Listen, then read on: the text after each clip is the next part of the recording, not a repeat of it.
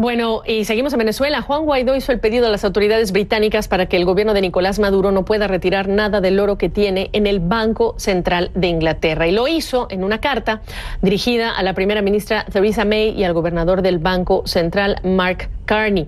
Según Guaidó, autoridades leales a Maduro intentan vender las reservas de oro y reubicar las ganancias por la venta en el Banco Central de Venezuela. Mientras tanto, hay varios llamados de Guaidó a las fuerzas militares y de seguridad pidiendo que pasen del lado de la oposición. Y un llamado también a los ciudadanos a que hablen con el militar amigo, dice, militar amigo y conocido, para convencerlos. Pero, ¿qué tan fácil es este llamado y este llamado a nuevas lealtades, a lealtades con la oposición para los miembros de las Fuerzas Armadas? Lo sigue el tema y le agradezco que me acompañe a Rocío San Miguel, presidenta de la organización no gubernamental Control Ciudadano. Para empezar, por preguntarte qué tan poderoso puede resultar este llamado después de años de que, digamos, el liderazgo y la cúpula militar pues se ha beneficiado de muchas formas en los últimos años allá en Venezuela. Sí, buenas tardes, Gabriela. Sí, estamos asistiendo a un escenario inédito en lo que ha sido el relacionamiento de la oposición venezolana con la Fuerza Armada Nacional. Juan Guaidó ha inaugurado un nuevo código, unos nuevos símbolos. Lo hace desde una edad más cercana a la estructura de la Fuerza Armada Nacional, y esto está teniendo efecto. Una Fuerza Armada Nacional que ya no dispone de los recursos, de los incentivos de lealtad que otorgó el chavismo, madurismo durante tanto tiempo en Venezuela.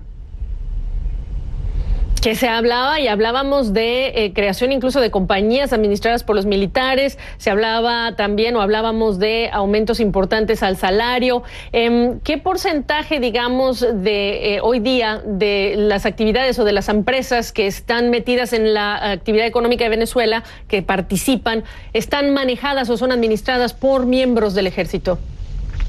Sí, muy importante, Gabriela, entender la economía del país. A los militares venezolanos ya no les interesa estar en los ministerios, porque en los ministerios ya no hay recursos. Están orientados básicamente en tres actividades que siguen produciendo divisas. Una de ellas, el petróleo. Debemos recordar que la estatal petrolera PDVSA está dirigida por un oficial de la Guardia Nacional Bolivariana, Manuel Quevedo. Están orientados a la explotación minera a través de Caminpec, con el control que se ejerce a través del ejército, y están dirigidos y orientados a la importación de alimentos en Venezuela a través de la misión Gran Abastecimiento Soberano que dirige en primera persona Vladimir Padrino López.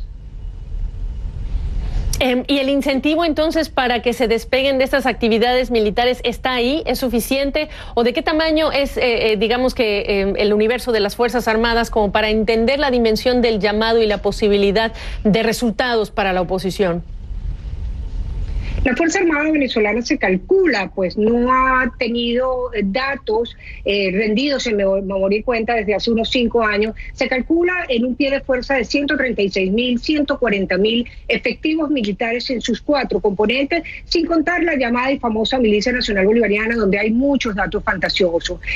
Estos incentivos claramente ya no llegan en el modo en el que durante 15 años llegaron a través de la maquinaria petrolera a todo el engranaje de la Fuerza Armada Nacional. Incluso los pretendidos aumentos salariales ya no alcanzan para un efectivo militar. Para que tengas una idea, Gabriela, un mayor de la Guardia Nacional Bolivariana empeñada en el control del orden público en Venezuela, gana en este momento el equivalente a $15 mensuales, un salario que se le va aproximadamente en 3 días en el sostenimiento de su propia familia. Eso es el equivalente en el mercado laboral venezolano a 36.000 bolívares fuertes.